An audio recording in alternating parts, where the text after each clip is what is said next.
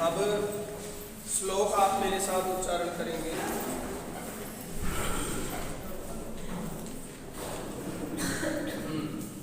बोलिए, ओम श्री परमात्मने नमः।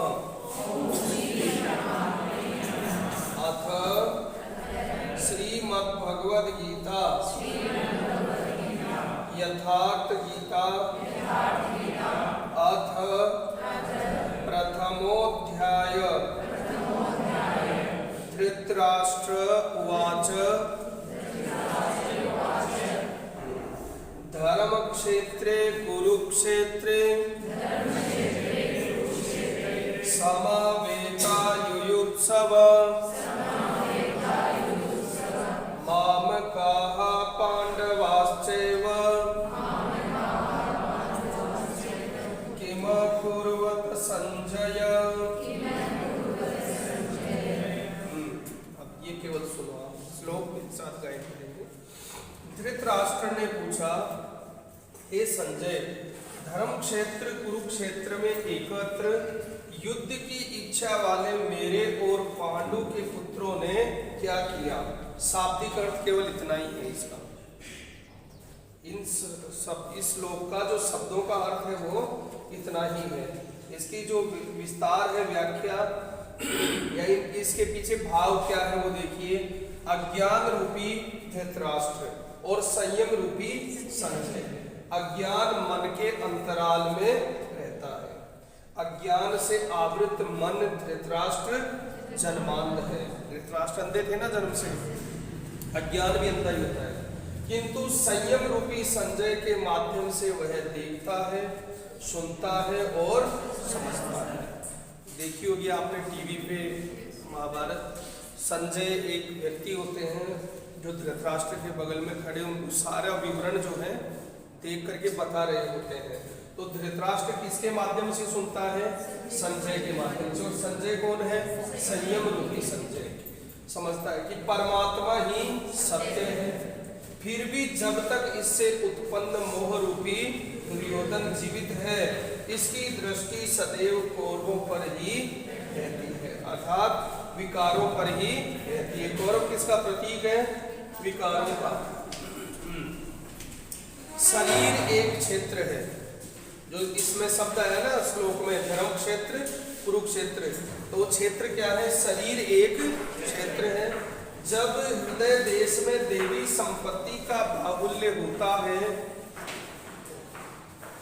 जब हृदय देश में देवी संपत्ति का बाहुल्य होता है, तो यह शरीर धर्म क्षेत्र बन जाता है।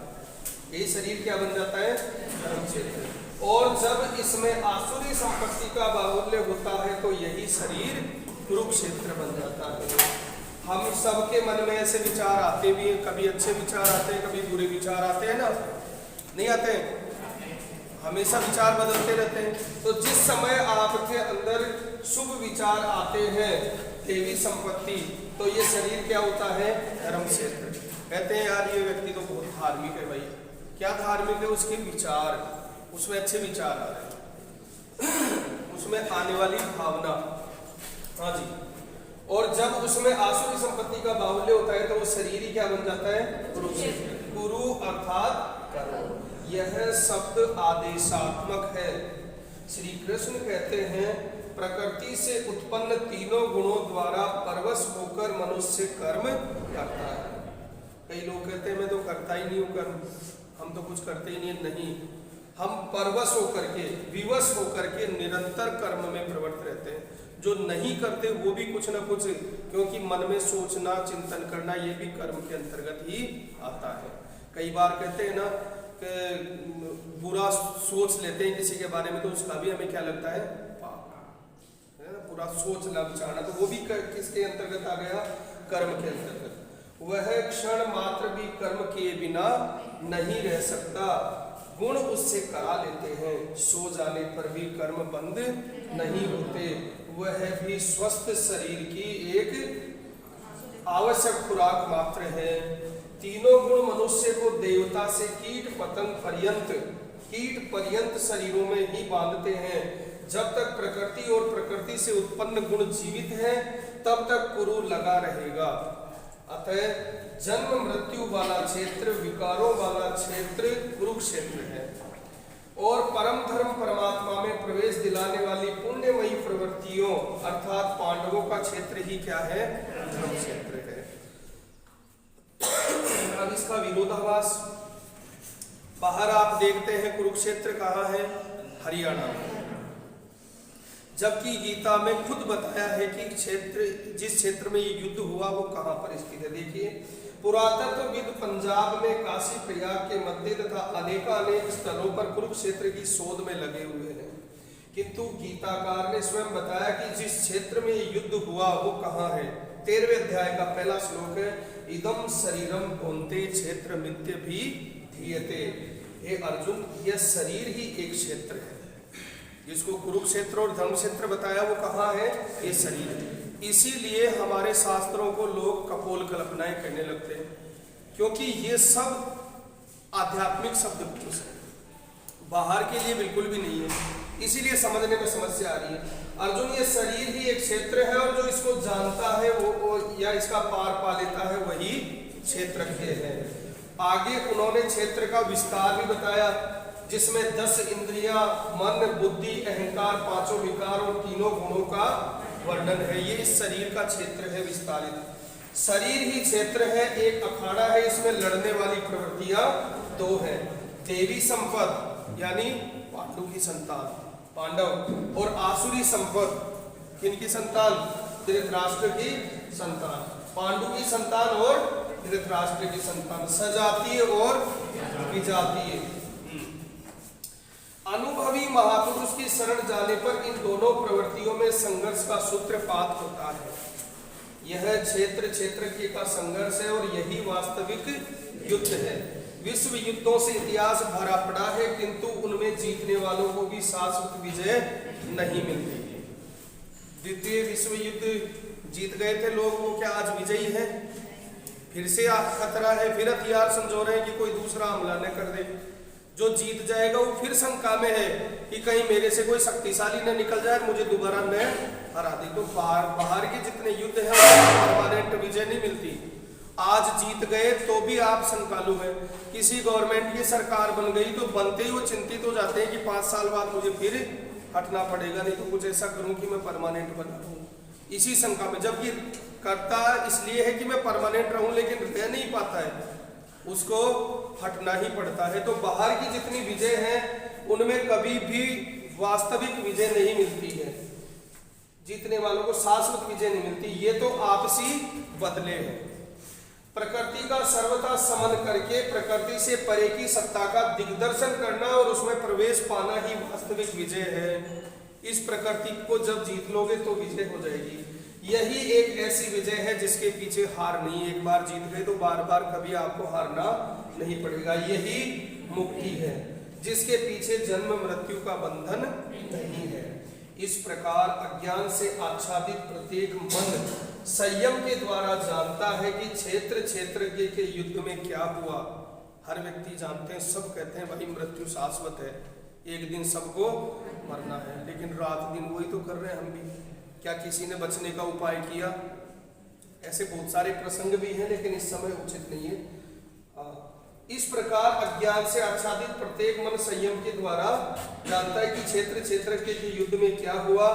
अब जैसा जिसके संयम का उत्थान है वैसे वैसे उसे दृष्टि आती जाएगी। इसके लिए सबसे बड़ी कसौटी क्या है? यदि आपके पास ये है, वही संजय है, वही क्या है, तो जिसका सबके सब धृतराष्ट्र है, जिसका संजय जितना उन्नत है उतना उसको दृष्टि मिलेगी, उतना समझ पाओगे। इसीलिए एक बात आई थी ना कि वक्ता एक ही बात कहता है, लेकिन श्रोता यदि 10 बैठे हैं तो वो अलग अलग आशय ग्रहण करते हैं, क्योंकि जिसका मन जिस जगह फंसा हुआ है, समझ रहे हैं ना। अब सबका मन एक स्तर पे नहीं है कभी भी, तो जिसका मन जिस स्तर में उलझा हुआ है ना वो उसी स्तर तक समझ पाएगा, कभी नहीं। ऐसा ही क्लास में, ये तो आध्यात्मिक टॉपिक हो गया, क्लास में एक टॉपिक समझते हैं हम, कोई टीचर पढ़ा रहा है तो सब बच्चों को बराबर समझ में नहीं आ पाता है। कारण क्या होता है? सब अलग अलग स्तर पर उलझे हुए हैं, उस स्तर पे सब नहीं है, तो इसलिए सबके मन का स्तर अलग अलग होता है। बोलेंगे मेरे साथ, संजय उवाच दृष्ट्वा तु पांडवानीकं व्यूढं दुर्योधनस्तदा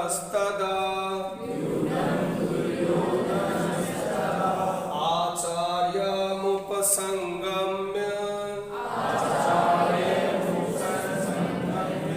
राजा वचनमब्रवीत्।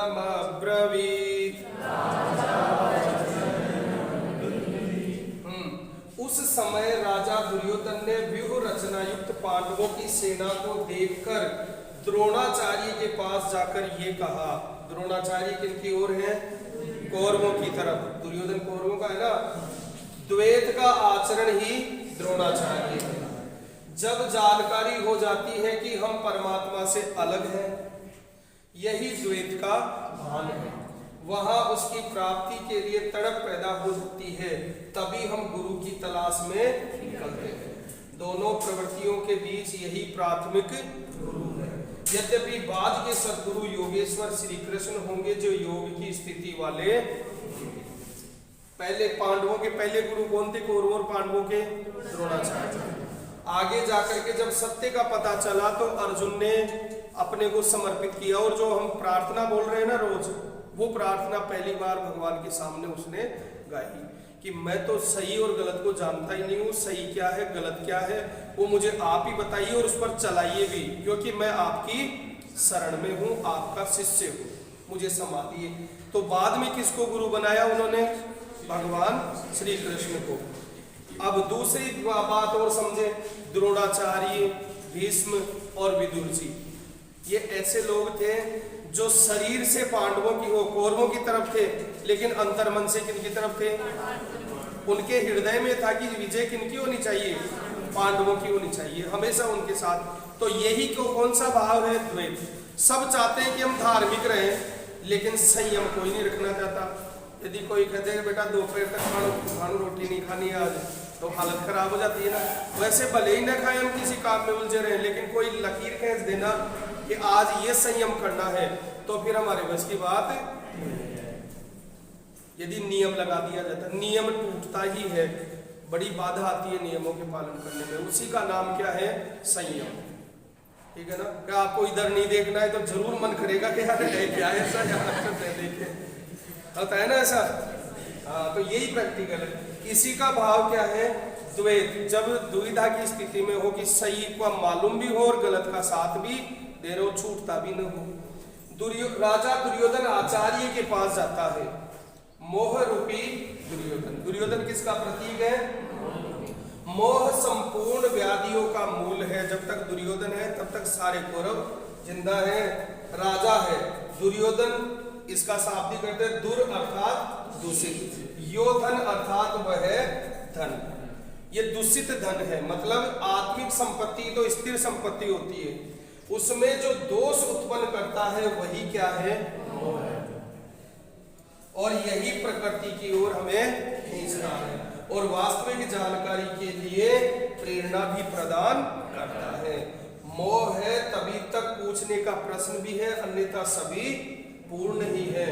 अतः व्यूह रचना युक्त पांडवों की सेना को देखकर, अर्थात पुण्य से प्रभावित सजातीय वृत्तियों को संगठित देखकर मोह रूपी दुर्योधन ने प्रथम गुरु द्रोण के पास जाकर ये कहा। चलो 2 श्लोक ही पढ़ेंगे इसके आगे।